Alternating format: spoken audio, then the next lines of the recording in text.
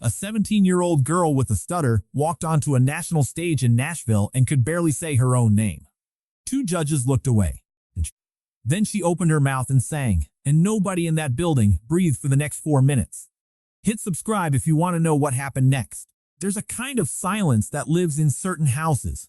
Not the peaceful kind, the kind that settles in after something is taken, after the last voice you needed goes quiet and doesn't come back. On Vance Avenue in Westside, Memphis, Tennessee, that silence had lived inside a 2-bedroom rental house for 11 years. It moved through the hallways in the morning when the radiator clicked. It sat at the kitchen table during dinner. It pressed itself against the walls of a teenager's bedroom, where, if you listen close enough, you might hear the scratch of a pen moving across paper at 2 in the morning. Most people who drove down Vance Avenue didn't look twice. The paint on the porch railings was peeling in long strips. The streetlight at the corner flickered every 40 seconds like it was trying to remember something. Inside that house lived Ruth Washington, 67 years old, who cleaned hotel rooms 6 days a week and came home with hands that shook slightly when she poured her evening tea. She never mentioned the shaking. Her son Troy called every Sunday from Atlanta, where he worked as a network security contractor. Those calls were short and regular, and they were one of the few things that kept the silence from becoming total. She lived with her granddaughter, Amara, 17, who had her mother's cheekbones and her father's long fingers and a stutter so severe that most people stopped listening before she finished her first sentence. Amara had a GPA of 3.9. She had been placed in a remedial learning program since 7th grade because a teacher had written 5 words in one evaluation.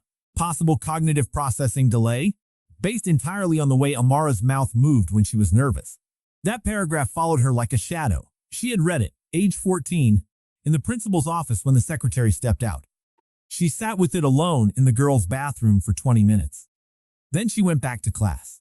She didn't tell Ruth. She didn't tell anyone. Instead, she went home that evening, opened the black notebook she kept hidden under her mattress, and she wrote.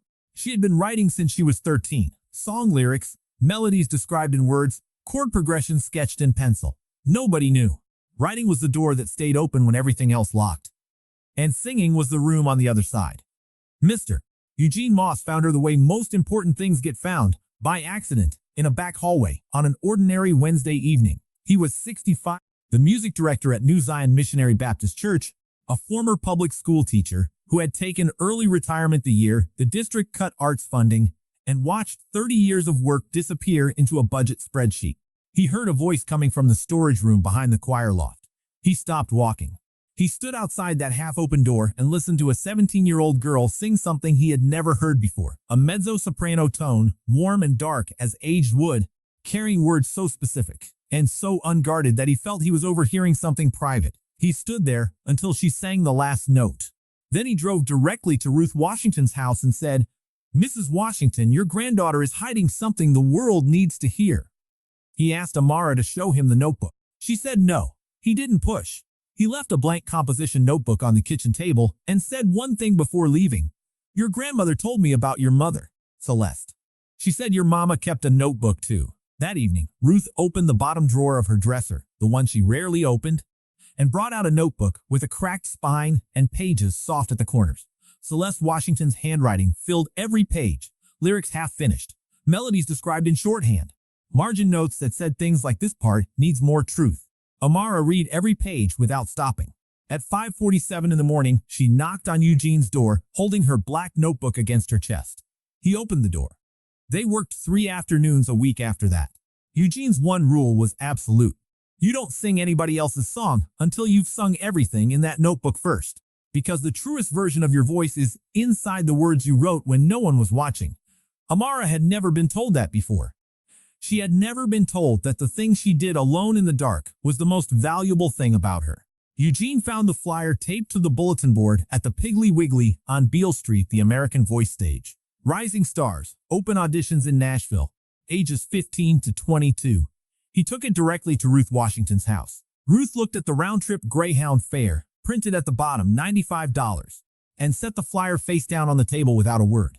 3 days later, she handed Amara an envelope. She had picked up an extra Saturday shift at the Sheraton and sold the old dryer on Facebook Marketplace. Amara did not want to go. She was afraid of everything that happened before: the singing, the introduction, the questions. her own mouth in front of strangers who had already decided what her broken sentences meant about her. The night before the bus left, she found the full text of her 7th grade evaluation on her old laptop. She read the 5 words again, possible cognitive processing delay, and sat with them for a long time. Then she opened the black notebook and wrote a new passage into the bridge of the song she planned to perform. Ruth came to her doorway at midnight, saw the notebook open and the pen moving, and said nothing. She went to her dresser and came back with a small white gold flower pendant on a delicate chain. Celeste Washington had worn it every Sunday she sang at New Zion. A first responder had found it undamaged in the wreckage on I-55 and returned it to Ruth, and it had sat in the jewelry box for 11 years. Ruth fastened it around Amara's neck and held her face in both hands and said, "Your mama sang for 40 people and never got a stage big enough for her voice. You take her with you. Every stage you ever stand on. She's standing on it too." Amara didn't answer. She pressed her hand over the pendant and held it there. The Grand Ole Opry House in Nashville held 4,400 people, and every seat was filled. Amara stood in the backstage corridor in her white button-down shirt.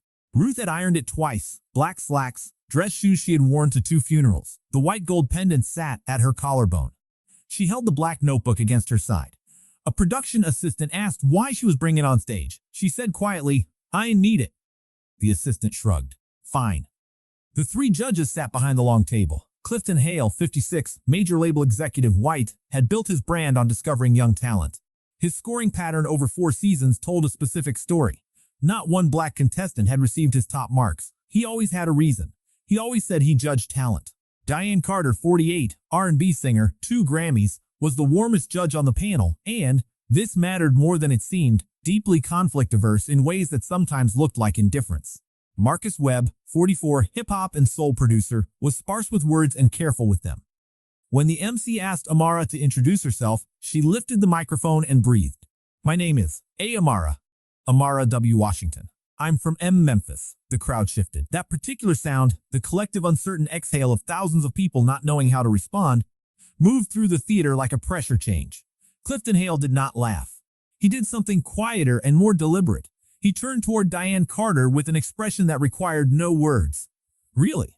Diane, wanting to soften the tension she felt building, smiled reflexively and looked down at her phone. Marcus Webb looked directly at Amara and did not look away. Amara kept going. 4 full minutes? Her grandmother, Mr. Moss, New Zion, 11 years of writing alone. Every sentence a wall, every syllable a step. She did not apologize for how she sounded. When she finished, she said, almost to herself, "I'm going to sing something I wrote about my mother." Something in the room changed on that line. Not the applause. There was no applause yet. The particular quality of attention that 4,400 people produce when they stop waiting and start listening. The piano began with a single low chord. Then Amara Washington opened her mouth and the stutter was gone. Not softened, not managed around, gone. The same mouth that could not finish a sentence without the words catching in her throat produced a mezzo-soprano tone, so warm and so grounded and so completely unafraid that the first note landed in the chest of every person in that theater before their minds caught up. She was not performing. Her eyes closed. Her free hand opened slowly at her side, fingers loose, like she was releasing something she had carried for a very long time. The song's first verse moved through a highway, a night, a child in a car seat who woke up and did not understand why the world had gotten so loud and then so quiet. The second verse did not describe the hallway or the file. It described what came after, 17 years of carrying 5 words written by someone who had never asked one question, and what it cost a person to keep walking anyway. She sang those words, and the melody did not make them prettier than they were. It held them exactly as they were and let them hurt the way they were supposed to hurt. In row 3, a woman pressed both hands against her sternum. In row 8, a man set his phone face down without looking at it. Marcus Webb placed his pen on the table at the 45-second mark and did not touch it again. Diane Carter was losing the fight against her own face, jaw tight, eyes too bright, hands flat on the table. Clifton Hale's pen kept moving in small controlled strokes, not scoring, not noting anything real. Amara reached the final note and held it 6 full seconds. She lowered the microphone. She opened her eyes and looked out at the audience. 18 seconds of silence. Then 4,400 people rose from their seats, not in a wave, all at once. And the silence broke into something so loud, the stage lights seemed to vibrate. Amara stood in the center of all of it and did not move. Her right hand rose slowly to the pendant at her throat. The applause was still going when Diane Carter stood and lifted her microphone. The room quieted, and Diane said, "Amara, I need to say something right now." Her voice caught on the last word and she didn't try to fix it. "When you were introducing yourself, I looked down at my phone. I need you to know I saw myself do it, and I am sorry. Because what you just gave this room is the most honest thing I have heard on this stage in 4 seasons. You wrote that song. You stood here and you sang your own truth out loud in front of everyone. That is not a small thing." The applause that followed had a different quality, heavier, more deliberate. Marcus Webb stood next. He said, "I've made music for 20 years. I have worked with artists who spent entire careers trying to reach what you just did in front of strangers. You're 17. That was not a performance. That was a testimony." The room held that for a moment. Then Clifton Hale leaned into his microphone. He did not stand. He tapped his pen 3 times on the table, slow measured, and said, "Good vocal tone, strong emotional delivery. But original material at an audition is a significant risk without an established name. I need to hear you handle a proven standard before I'm ready to call this extraordinary." The booing started in the balcony and rolled forward. Clifton waved it off like weather he had already decided to ignore. Diane turned and looked at him. The expression on her face, something between grief and disgust, was caught by 3 cameras simultaneously. There were always 3 trained on the judge's table, and none of the live operators noticed. But the footage existed, and it would be reviewed later. Clifton's right hand, dropping below the desk surface, at the moment the applause peaked, the faint movement of his shoulder that matched a thumb typing something short, the phone placed face down against his thigh. His expression never changed. In the audience, a woman in the 3rd row was still crying. The man next to her hadn't spoken since the first note. They were strangers. Neither of them noticed that either. 5 weeks after the audition, 5 more performances. 5 times Amara walked onto that stage and sang something no audience had ever heard, because every song was hers.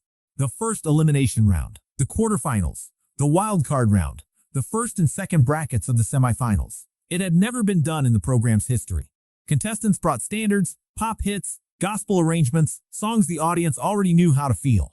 She brought the real thing each time, and the audience received it the way people receive things they didn't know they were hungry for.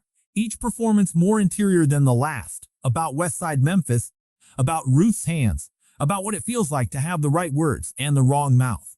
A linguistics professor at Howard University posted a detailed thread explaining the neuroscience behind stuttering versus singing, why trauma could lock one pathway while leaving another completely open. 200,000 shares in 48 hours. Hashtag Amara Washington trending in 14 states. Hashtag the road she took used by people posting videos of themselves crying in their cars. And Clifton Hale scored her lower than anyone else on the panel every single week, rotating his reasoning just enough to seem principled. Too internal for mainstream audiences. Original material as strategy rather than talent. Emotional authenticity without technical versatility. Vocal coaches dismantled each critique publicly within hours. Clifton didn't engage. Meanwhile, freelance journalist Keisha Monroe had been quietly building a spreadsheet for 3 weeks, 4 seasons of scores. Every contestant, every demographic variable she could isolate. The pattern was so consistent and so clean that it scared her a little. She sent a draft to her editor. Her editor asked for more sources. Keisha kept her head down and kept working. She didn't know yet how soon it would matter. The semifinal broadcast reached 11 million live viewers. Amara walked out in a clean white blouse Ruth had pressed that morning, the white gold pendant at her throat. Her song was Invisible, about children written off by systems designed to hold them. The piano started. Her voice found the opening verse with the ease of someone singing something they have lived inside long enough to stop thinking about. 40 seconds in, the microphone volume dropped. Not completely, just enough to make her sound distant, thin, like she was singing through glass. Amara frowned, leaned closer, sang harder. At 90 seconds, the backing track cut out entirely. The band in the wings stopped because they had nothing to follow. Silence fell across 4,400 people who all understood simultaneously that something had gone wrong. Amara looked at the dead microphone. She looked at the silent speakers. Her bottom lip moved once, a single tremor, and stopped. She walked to the front row, crouched down before an older black woman sitting quietly in the first seat, and held the microphone out with both hands. "Would you mind holding this for me?"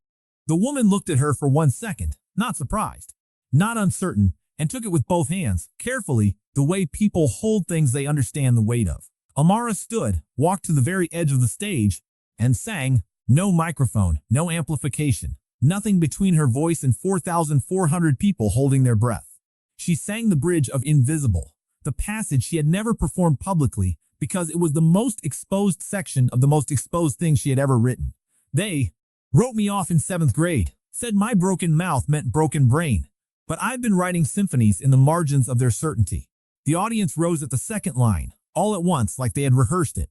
In the wings, Eugene Moss sat down slowly on the floor and covered his face. He was not crying from sadness. He was crying from something that had no better word than recognition. Uncle Troy Washington had driven through the night from Atlanta and arrived in Nashville the morning after the semifinal with his laptop. He called Ruth first. Then he called Thomas Bradley directly. Ruth had the number from the night before and explained in 2 sentences what he did for a living and what he was looking for. Bradley had spent the night fielding calls from network executives asking why 11 million people had watched a microphone fail on live television. He sent the badge access logs within the hour. The timestamps matched perfectly. The manual overrides on Amara's microphone and backing track had been entered during the exact minutes she was on stage. The badge belonged to Clifton Hale's personal assistant. That discovery was still moving through internal channels when, 3 hours before the live finale, a second attack arrived. An anonymous email reached the production office carrying a 10-page PDF claiming that the road she took and Invisible had been stolen, that a Nashville songwriter had filed a copyright complaint asserting Amara had used his melody without permission. Thomas Bradley, the executive producer, called Amara and Ruth into his office. Ruth folded her hands on the table and asked one question. When did my granddaughter write those songs? Diane Carter had not been invited. She had been in the hallway when Thomas Bradley walked past with his jaw set in a way she had learned to read over 4 seasons, and she had followed him to the door, and she had stood outside long enough to hear Ruth's voice through it. One question, flat and steady, and then silence, and then the sound of Eugene setting something heavy on a table. Then she pushed the door open and walked in. Nobody asked her to leave. Thomas Bradley looked at her once and turned back to Ruth. She stood at the back of the room and did not say anything yet. But something that had been conflict-averse for 48 years was making a different calculation. Ruth had texted Eugene from the hallway before she sat down. He walked in now carrying his old phone and 2 years of spiral-bound practice logs. Every session, every note about how each song had developed. The first saved draft of The Road She Took was timestamped 14 months earlier. Troy opened the PDF on his laptop and ran a metadata extraction, the same tool he used for client forensics every week. The document had been created 72 hours ago using AI music generation software. Someone had built a fake song, manufactured a fake complaint, and submitted it through a burner email to eliminate a 17-year-old girl 3 hours before the most important performance of her life. The production office had logged the sender's IP on intake. Troy cross-referenced it against the badge access records he already had open in the next window. The IP address had been routed through a VPN. Under normal circumstances, that would have taken weeks to trace. But the VPN provider was a domestic service with a terms of service clause permitting disclosure in cases of active fraud. And Troy had been in this conversation before. He knew which questions to ask and who to call directly. Within 2 hours, he had a name. The underlying address resolved to a tablet registered to Clifton Hale's personal assistant. It was the kind of mistake that came from moving too fast, from being so certain of impunity that the last step had been careless. That afternoon, Keisha Monroe received an anonymous text containing a screenshot of a conversation between Clifton and his assistant. One line read, "Find something to disqualify her. I don't care what." Keisha did not know who sent it. She would not find out until 3 weeks later when a junior production assistant named Darachen told her, quietly, over the phone, that she had been sitting in the adjacent office when the conversation happened, had photographed the screen with her own phone, and had spent 2 weeks deciding what to do with what she saw. Keisha called her editor immediately and forwarded the screenshot. Within 20 minutes, it had been forwarded 3 times. One copy landed on Thomas Bradley's phone while he was still sitting at his own desk. He read it once and set the phone face down. Diane Carter had been watching him. She held out her hand. He gave her the phone. She read the same line, "Find something to disqualify her. I don't care what." And her voice, when she spoke, was quiet and completely flat. "I want you to hear me clearly. If Amara Washington is not on that stage tonight, I will stand at that microphone and read every line of what I am looking at right now into a live broadcast and explain exactly what it is and exactly who is responsible for it. Thomas Bradley was silent for 8 seconds. Then he said he needed 30 minutes. He did not get 30 minutes. Troy had already sent the metadata report to the production office's legal counsel. Eugene's practice logs were photographed and emailed. The decision, when it came, was not legal clearance. Full legal review would take days, but a production determination. The evidence of fabrication was sufficient, and the greater risk was leaving her out. At 4:52, Thomas Bradley called Amara's dressing room directly. She was cleared to perform. Alone in her dressing room, she did not sleep. She opened the black notebook and wrote. When Amara walked into the spotlight Saturday night, 4,400 people rose before she reached the microphone. 50 seconds of ovation while she stood still, one hand resting over the white gold pendant. At the judge's table, Clifton Hale sat with his back straight and his hands flat, his eyes moving across the room like a man assessing structural damage. The MC announced a new original composition, written the previous night, titled The Carried Voice. Eugene Moss walked from the wings and sat at the piano. No orchestra, no backing track. One piano, one voice, 15 million people watching at home. The first verse did not begin where her other songs had begun. It began at the end, the moment after the highway. The moment after the silence, the child already grown and standing in a building with 4,400 people, trying to understand what it means to still be here. The second verse did not look back at the hallway. It looked at what the hallway had made, a girl who had spent 10 years walking forward anyway, who had written symphonies in the margins of someone else's certainty, who was standing here now. Then the bridge, written after midnight in the dressing room. She sang about the anonymous email, about AI used to manufacture evidence, about the hours in which adults had built an entire architecture of lies to remove her from this stage. She named no one. The truth inside the melody was precise enough that 15 million people understood exactly what she was describing. Clifton Hale's face went the kind of still that is not composure, but the collapse of it. Then Amara lowered her voice. Eugene dropped to one hand on the keys, and she spoke, not sang for the first time all night. The stutter came back. Nobody moved. My mother never got to stand on a stage like this. Not because she wasn't good enough, because nobody gave her the room. Silence. Complete. I sing because of her. But I also sing for every kid that somebody decided who they were before they ever got to open their mouth. She turned back. Eugene played the opening note, and she ended on a note held 7 seconds, clear, warm, unshaking, 18 seconds of silence. Then everything. Clifton Hale was the only person sitting. He pressed the confirmation button when the votes came in. The camera held his face 4 seconds. Keisha Monroe's article published that same night. Clifton's termination came within 72 hours. The label moved fast because Keisha's article had already been shared 400,000 times by the time the sun came up, and the cost of delay was climbing by the hour. The legal proceedings took longer. A formal investigation by the Network Standards Board ran 11 weeks. Clifton's attorney issued one statement calling the evidence circumstantial and the characterizations defamatory. Nobody found that convincing. The Carried Voice Foundation launched the following month before the investigation closed, because Amara and Ruth and Eugene did not see the point in waiting for institutions to finish their paperwork before starting the actual work. Eugene Moss gave one interview. Asked what he had taught Amara Washington. He said, "I didn't teach her to sing. She already knew. I just made sure she understood that what she wrote alone in the dark was exactly what the world had been missing." On the last Sunday of that year, Amara stood in the choir loft at New Zion and sang The Road She Took to wooden pews and dim light, and the people who had known her before world learned her name.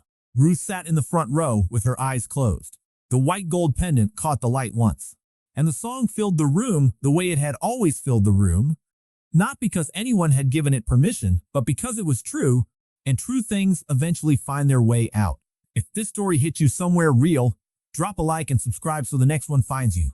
Tell me in the comments, which moment stayed with you the longest? And where in the world are you watching this from right now?